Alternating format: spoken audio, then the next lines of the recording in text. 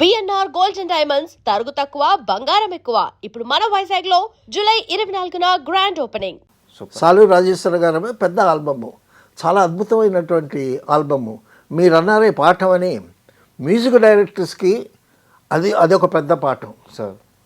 తర్వాత ఆయన ఎంత చక్కగా పాడతాడని మ్యూజిక్ సిట్టింగ్లో కూర్చున్నామండి. మ్యూజిక్ సిట్టింగ్లో కూర్చుంటే ఆ మ్యూజిక్ సిట్టింగ్లో కొసరాజు గారు పాట రాయడానికి వచ్చారు. రాజేశ్వర గారు వాయిస్తున్నారు.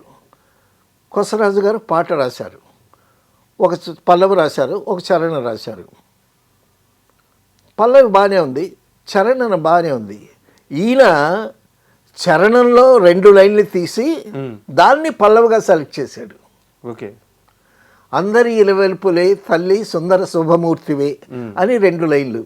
అందరి ఇలవెల్పువే తల్లి సుందర శుభమూర్తివే అనేటటువంటి 2 లైన్లు చరణం మధ్యలో ఉంటే ఆ 2 లైన్లు తీసుకొచ్చి పల్లవిగా పెట్టాడు.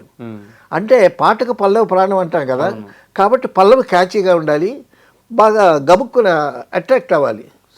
సో సాహిత్యం మీద, తర్వాత సంగీతం మీద అంత అద్భుతమైనటువంటి అవగాహన ఉన్నటువంటి వ్యక్తి అండి. అయితే ఈ ప్రయాణంలో బాలకృష్ణ గారితో కూడా అద్భుతమైన సినిమాలు చేశారు. అవునవునవును సార్. అసలు 369 కానీ భైరవదేవ్ అటువంటి సినిమా అండి, ఫోక్లర్ సినిమా అది. అందులో పాతాళ భైరవులో ఆవిడ ప్రత్యక్షమై, దేవత ప్రత్యక్షమై నరుడా ఏమి నీ కోరిక అంటది. అది ఫేమస్ డైలాగు. అసలు ఆ సినిమా రిలీజ్ అయ్యేటప్పుడు అందరూ నరుడా ఏమి నీ కోరిక అని, అది చాలా ఫేమస్ డైలాగ్ అయిపోయింది ప్రజల నోళ్లలో. ఆ మాట తీసుకుని నరుడా ఓ నరుడా ఏమి కోరిక అని పాట పెట్టాడు ఆయన. అక్కడి నుంచి తీసుకున్నారు. అక్కడి నుంచి తీసుకుని మళ్ళా అదే ఛాయ్ కాకుండా మళ్ళా నరుడా ఓ నరుడా ఏమి కోరిక అని చిన్న మార్పుతో ఆ పాట చేయించాడు. ఎంత హిట్ అయింది. తర్వాత అండి కన్నడ రాజకుమార్ గారితో సినిమాలు చేశాడు, పెద్ద హిట్లు అక్కడ. కన్నడ రాజకుమార్, అక్కడ కన్నడ రాజకుమార్ గారితో ఒక్కొక్కసారి కన్నడ రాజకుమార్ గారి ఇంటికి ఇన్వైట్ చేసేవాళ్ళంట వీళ్ళని. ఎస్పెషలీ కన్నడ రాజకుమార్ గారి మిస్సెస్ ఇన్వైట్ చేసి కాఫీ టిఫిన్ పెట్టి, రాజకుమార్ గారు ఇంట్లో ఖాళీగా, ఏమంటే రాజకుమార్ గారితో ఒక సినిమా తీయండి, ఆయన ఇంట్లో ఖాళీగా ఉంటే బాగాలేదు, మీ షూటింగ్ వస్తే చాలా యాక్టివ్గా ఉంటాడు ఆయన అని ఆవిడ చెప్పేదంట. మీ సినిమా తీయండి, సినిమా తీయండి. సినిమా తీస్తానండి, మంచి కథ దొరకాలి కదా అనేవాడు ఆయన. అంటే వాళ్ళిద్దరు కాంబినేషన్ అయితే కరెక్ట్గా ఉంటుంది. తర్వాత కన్నడ కంటే రాజకుమార్ అంటే చాలా ఇది కదా, అక్కడ చాలా ఆరాధన కదా అక్కడ. మరి అటువంటి ఆయనకి ఎటువంటి కథ దొరకాలి. తర్వాత సింగత్ శ్రీనివాసరావు గారండి, షూటింగ్ లేకపోతే ఇంట్లో ఖాళీగా కూర్చోడు, అసిస్టెంట్స్ అందరినీ పిలుస్తాడు. అసిస్టెంట్స్ అందరినీ పిలిచి ఇంటిలోనే కాఫీ టీవీలు భోజనాలు పెట్టి ఏదో ఒక సబ్జెక్ట్ మీద డిస్కస్ చేస్తూ ఉంటాడు. అప్డేట్ అవుతూ ఉండడం, ఏదో ఒకటి సబ్జెక్ట్ మీద డిస్కస్ చేస్తూ ఉంటాడు. తర్వాత అండి అప్పట్లో వరల్డ్ ఫిలిం నాలెడ్జ్ మీద ఎంత అవగాహన ఉందో ఈయనకి.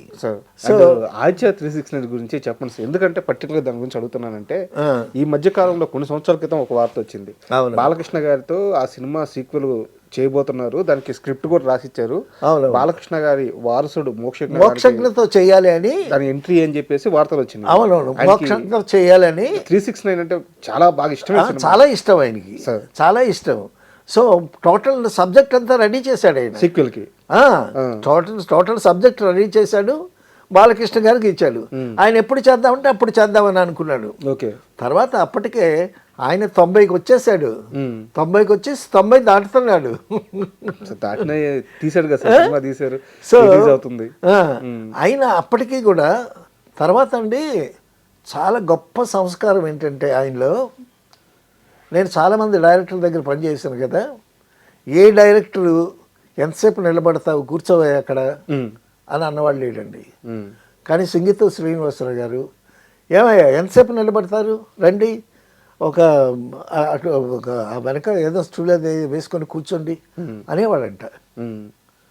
నాగేశ్వరరావు అని ఒక ఆయన 13 సినిమాలు పనిచేశాడు, నాతో కూడా పనిచేశాడు ఆయన. అతను చెప్తూ ఉంటాడు ఆయన గురించి, ఎవరండి అసిస్టెంట్స్ వాళ్ళ కాళ్ళు నొప్పులు వస్తాయి, ఈయన అసిస్టెంట్గా ఎలా అనిపించాడో ఆ ఇబ్బందులు అన్ని మర్చిపోకుండా ఆ పెయిన్ తెలుసు కదా. ఆ పెయిన్ తెలుసు తనకి. సో అంత సంస్కారి. తర్వాత అసిస్టెంట్ ఏ డైరెక్టర్ కూడా అసిస్టెంట్ డైరెక్టర్కి రెమ్యునరేషన్లు అందేయా లేదా అని ఎవరు పట్టించుకోరు. అయితే ఈయనేమో అసిస్టెంట్ని పిలిచి ఇంట్లోనే డిస్కషన్ పెట్టి వాళ్ళకి టిఫిన్ భోజనాలు అన్నీ పెట్టి చక్కగా స్టోరీ డిస్కషన్.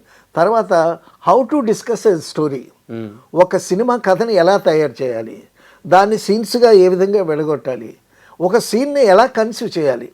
ఇప్పుడు లవ్ సీన్ ఉందనుకోండి, ఐ లవ్ యూ అని మళ్ళీ ఒక గులాబీ పువ్వు ఇచ్చేటటువంటి సీన్ని చాలామంది చేశారు. రకరకాలుగా చేయొచ్చు.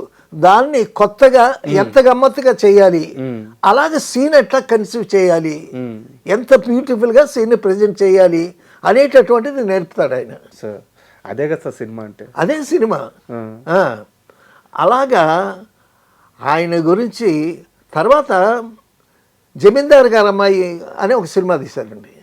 ఆ సినిమాలో ఎస్వి రంగారావు గారు జమీందారు, శారదేమో జమీందారు గారు అమ్మాయి. కొంత సినిమా అయిన తర్వాత రంగారావు గారు చనిపోయాడు. చనిపోయేసరికి ప్రొడ్యూసర్ బెంబెలెత్తిపోయాడు. ఏం పర్వాలేదండి అది ఇదని చెప్పి ఎస్వి రంగారావు పార్ట్ వరకు దాన్ని గుమ్మడి గారిని పెట్టి రీషూట్ చేసి పెద్ద ఖర్చు లేకుండా మళ్ళీ ఆ సినిమాలో ఎన్ని ఇబ్బందులు వచ్చినా సరే సంగీత శ్రీనివాసరావు గారు సినిమాని ఫినిష్ చేసి పడేస్తారు ఇలా బయట. అంత గొప్ప, అంత కమిట్మెంటు. తర్వాత ప్రొడ్యూసర్కి ఎంత తక్కువలో చేయాలో అనేటటువంటి ఆలోచన. తర్వాత కేవీ రెడ్డి గారి స్కూల్ కదా, ఎంత నిడి వస్తుంది. 14,200 వస్తుంది. లెంగ్త్ కూడా వేసేవాళ్ళు అప్పట్లో. ఆయన సీన్ పేపర్ చూసి ఫైనల్గా సినిమా లెంత్ ఎంత వస్తుందో కూడా చెప్పేస్తాడు. తర్వాత ఆయన పెద్ద జోక్ చెప్పాడు ఏంటంటే, మేము అప్పుడు ఒక షాట్ తీయాలనుకుంటే క్లోజప్ తీసేవాళ్ళం, లేకపోతే మిడ్ షాట్ తీయాలనుకుంటే మిడ్ షాట్ తీసేవాళ్ళం, లేకపోతే సైషన్ షాట్ అంటే సైషన్ షాట్ తీసేవాళ్ళం. ఇప్పుడు ఒక షాట్ తీయాలంటే ఒక 3-4 కెమెరాలు పెడుతున్నారు, మీద నుంచి తీస్తారు, అదే షాట్ పక్క నుంచి తీస్తారు, అదే షాట్ కింద నుంచి తీస్తారు, అదే షాట్ ట్రాలీ మీద వేస్తారు. ఈ షాట్స్ అన్నీ ప్రింట్ అవుద్ది. ఫైనల్గా ఎడిటర్ రూమ్కి వెళ్తుంది. ఫైనల్గా editor will select the shot and he will be the final director అని చెప్పాడు. ఇప్పుడు అదే కదా జరుగుతుంది. అప్పుడేంటంటే వేస్టేజ్ ఎక్కువ ఉంటుంది. సో ఆ విధంగా వేస్టేజ్ లేకుండా 14,200 అంటే అలాగే దగ్గరగా వచ్చేదన్నమాట. So producer is so happy. అనుకున్న బడ్జెట్లో సినిమా అయిపోవటం అనేటటువంటిది గొప్ప విషయం.